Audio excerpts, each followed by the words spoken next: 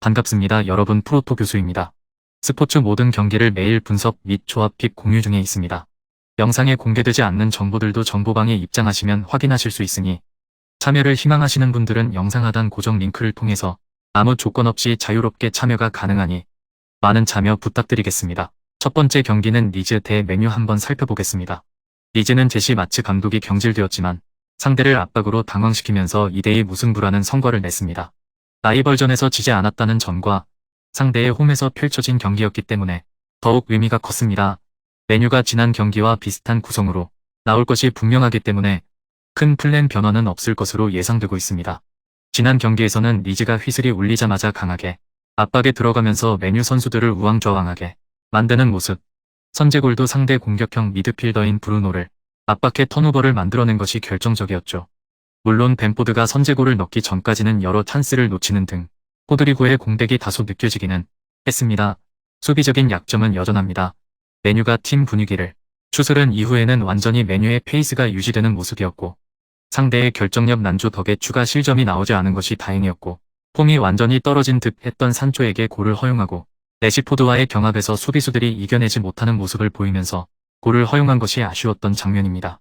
맨유는 리즈와 비기면서 한 경기를 덜 치른 뉴캐슬이 승리를 거두게 된다면 골득실에서 밀리면서 다시 3위 자리를 내주어야 하는 상황에 직면하고 말았습니다. 카세미로의 공백을 여실히 느꼈던 경기, 상대가 중원을 압박으로 강하게 봉쇄하자 프레드가 수비적으로 부하가 크게 벌리는 모습이었고 때문에 선발 데뷔전을 치렀던 자비처도 큰 힘을 쓰지 못했습니다. 브루노도 턴오버로 실점의 빌미를 제공하는 등 아쉬웠던 모습, 중원이 막히자 측면을 이용한 크로스 위주로 공격을 풀어나가야 했고 선수들의 개인 기량의 공격을 맡겨야 했습니다. 다행히 측면에서의 공격은 상당히 날카로운 모습을 보여주기는 했습니다. 복귀한 발로트는 레시포드의 헤딩골을 어시스트하는 활약을 보여주었고 루크쇼는 3명을 제치면서 4개월 만에 나온 산초의 리그 골에 기여하는 모습이죠. 공격적으로 활용할 자원이 많지는 않았음에도 0대2로 지던 경기를 2대2로 만든 저력 자체는 맨유의 폼이 상당히 많이 올라왔음을 증명한 부분이었습니다. 카세미로가 없는 프레드가 다시 최악의 모습을 보여준 터라 맨유가 이번 경기에서도 고전할 가능성을 염두에 두어야 할 듯합니다. 물론 리즈의 수비적인 난조는 아직 고쳐지지 못했고 맨유 선수들이 개인 기량과 측면 공략으로 두 골을 만들어내는 등 클래스가 살아있는 모습을 보여주었죠. 물론 경기력을 추스른 이후에는 맨유의 페이스로 이어졌기 때문에 승부에서는 맨유가 유리한 경기가 되기는 할 것입니다.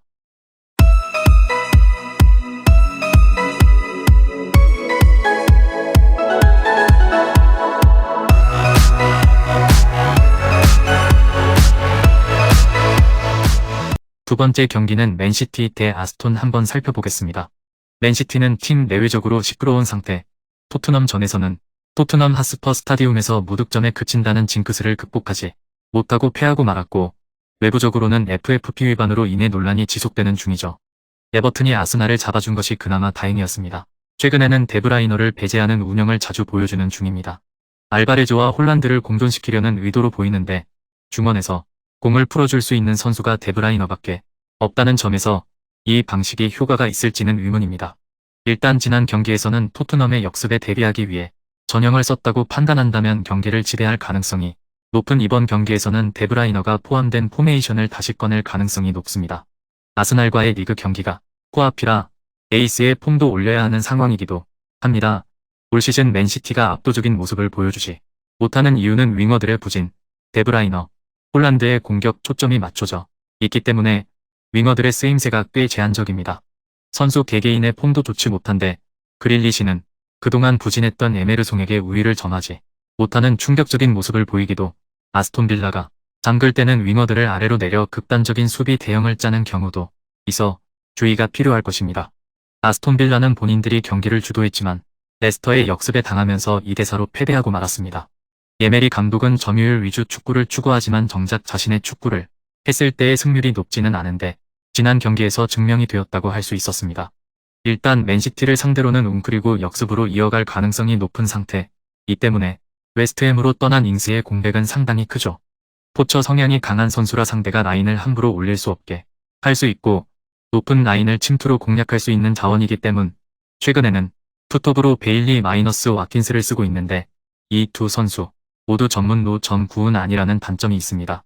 포메이션을 운영하면서 콤팩트한 라인을 짜고 윙어들에게도 활동량을 요구하면서 수비적으로 안정감을 챙기는 유형 에메리 감독이 웅크리는 운영을 자주 쓰기 때문에 오히려 이런 운영을 했을 때의 경기력과 승률이 상당히 좋은 편입니다. 이미 리그에서 후방 빌드업 위주의 팀인 맨유를 3대1로 잡아낸 바 있었습니다. 강호들에게 아주 약한 모습까지는 보여주지 않을 것입니다. 아스톤빌라가 역습과 수비 대형을 짜면서 맨시티를 고전시킬 가능성이 남아있고 맨시티의 윙어들 부진과 이해할 수 없는 데브라이너 배제 등 펩 감독의 용병술과 전술도 도마 위에 오른 상태죠. 물론 전방 자원들의 퀄리티를 감안하면 맨시티가 우세한 경기를 만들 가능성이 높기는 하지만 생각보다 스코어 차이가 클 것 같지는 않습니다.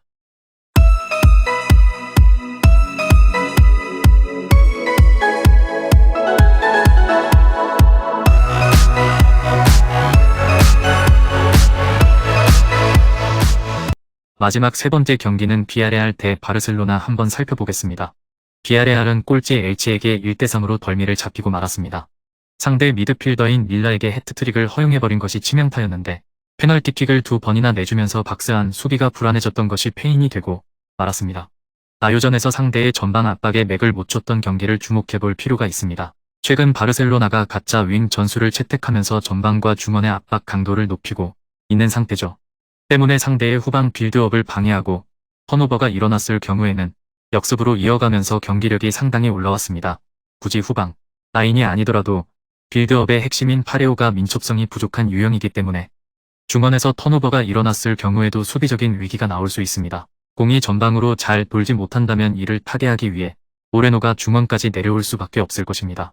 다만 이 경우에는 최전방의 파괴력이 크게 줄 수밖에 없는 상태. 결국 측면 자원들이 모레노가 내려간 자리를 메우면서 공세에 나설 수밖에 없는데 두 명의 측면 자원들이 중앙으로 가더라도 바르셀로나의 변형 300 때문에 3대2의 수적 열세에 처할 가능성이 높죠. 바르셀로나는 사비 감독의 리그 성적은 비판할 것이 없습니다. 굳이 흠을 잡자면 레반도프스키가 없을 때의 득점력과 경기력 문제 정도인데 레알 마드리드가 미끄러지고 있는 현 상황에서 리그 레이스에 방해가 될 정도로 치명적인 결과로 이어지지는 않았죠. 최근 사비 감독의 아이디어는 가비의 중앙 관여도를 높이고 발데와 알바가 직선적으로 움직이면서 중원과 전방의 숫자를 늘리는 것입니다. 왼풀백이 전진하면서 상대 수비가 쏠리면 우측에 배치되는 페드리에게도 공간이 상당히 많이 나오고 있습니다. 강팀들을 상대로 중원 리스크와 꾸준한 압박 능력을 유지할 수 있는 상태죠.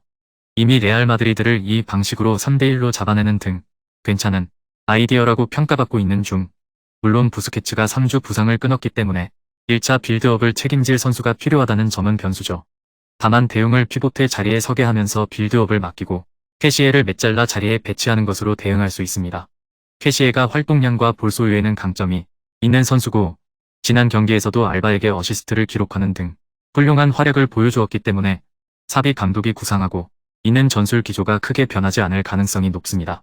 가짜 윙 전술로 바르셀로나가 수비 리스크와 압박 시퀀스를 꾸준히 가져가고 있는 것이 크고 기본적으로 중원을 두텁게 가져갈 수 있는 전술이라 강팀을 상대로도 중원 싸움에서 쉽게 밀리는 양상은 나오지 않을 것입니다. 압박 강도의 유지로 인해 비아레알이 지난 경기에서 보여주었던 박스한 수비 불안과 파레오의 기동성 리스크가 두드러질 수도 있을 것입니다.